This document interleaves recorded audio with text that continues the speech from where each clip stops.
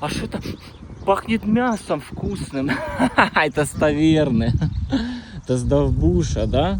Таверна, я клуб Січ, 6-я победа. Там мяско только самое вкусное. Шашлычники, повара, гуси-лебеди, тра-та-та. Вот так вот все, ребятки. Что там? Движ Париж. Тракторный движ продолжается, да? Все никак не достроят, да? Ну, не знаю, может достроят когда-то. Там мы нормально там сможем, короче, это, гулять. Кстати, вон тот комбайн поливной, то, что я вам показывал, видите?